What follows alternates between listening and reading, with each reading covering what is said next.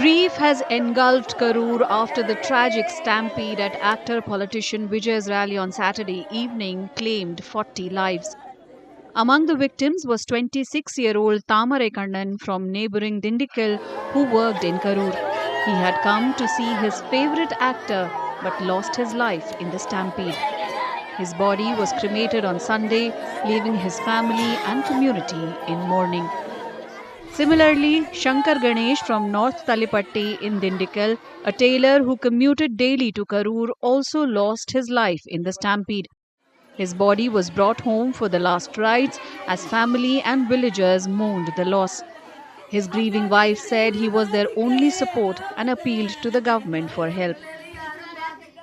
அங்கே போய் ஜிஹெச்சில் அட்மிட் பண்ணியிருக்கிறாங்கன்னு சொல்லவும் நாங்கள் போனால் என் சாமியவே சார்ஜ் போட்டாங்க. சாமி என் சாமியை சேர்ந்து போயிருச்சு. சாமி எங்கள் சாமி இல்லாமல் இப்போ நாங்கள் யாருமே இல்லை. எங்களுக்கு எங்கள் வீட்டுக்கார் மட்டும்தான். நான் படிச்சிருக்கேன், என்ன 12 வரைக்கும் படிச்சிருக்கிறேன். அதுக்கு தகுந்த எனக்கு ஒரு வேலை பார்த்து போட்டு கொடுத்தா நான் அதை வச்சு என் பிள்ளைகளை நான் கரை சேர்த்துக்குவேன். சாமி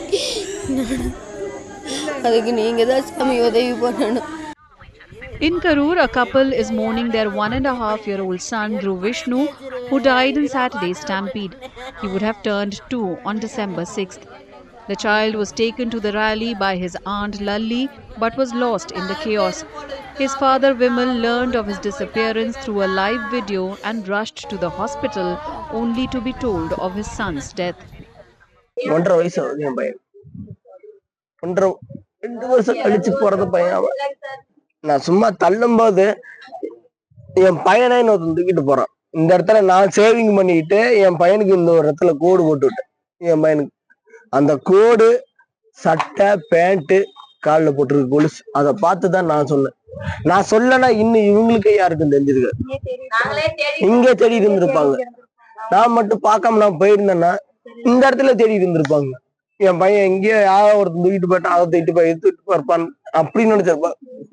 ஆனா நான் பார்த்தேன், என் பையனை பிறந்திருக்கும் போது நான் தான் தூக்கணும், சாகும்போது நான் தான் தூக்கணும். கூட்டல் நெரிசல்ல கொடுத்துட்டேங்க சார்.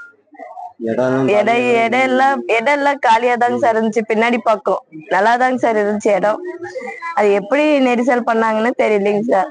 அப்புறம் எல்லாம் மேல வந்து விழுந்து எல்லாம் பையனை ஒரு அம்மாட்ட கொடுத்தேன். அந்த அம்மா இருந்துட்டு பையனை காப்பாத்திடுவாங்கன்னு நினைச்சேன். ஆனா அந்த அம்மாவும் என்ன ஆனாங்கன்னு தெரியல. அப்புறம் பையன் ஜிஹெச்ல இருக்கிறான்ட்டு என் தம்பி லைவ்ல பாத்துட்டு போய் அழுதுட்டு, பையன் இந்த மாதிரி செத்துட்டான், நைட்டே செத்துட்டான் அப்படின்னு என்கிட்ட சொல்லி, நான் ஜிஹெச்சுக்கு போய் பையனை பார்க்கலான்னு போனேன். நான் மயக்கம் போட்டுட்டு இருந்து நானும் இன்னைக்கு காலையில தாங்க சார் வந்தேன். சீரியஸா இருந்துதாங்க சார் வந்தேன். என்னாலயே முடியலைங்க சார். நான் அவனை காப்பாத்திடலாம் தாங்க சார் இன்னொருத்தவங்க கிட்ட கொடுத்தேன். இல்லைன்னா நானே அவனை எப்படியாவது காப்பாத்தி இருப்பேன். அதான் நான் தாங்க சார் அவனை கொடுத்துட்டு உட்காந்துட்டு அழுதுட்டு இருக்கிறாங்க sir. On Sunday, Vijay-led Tamizhaga Vetri Kazhagam moved the Madras High Court's Madurai bench seeking a CBI or independent probe into the stampede. Facing criticism from various quarters, Vijay also announced 20 lakh rupees as compensation for each victim's family while expressing deep grief over the tragedy.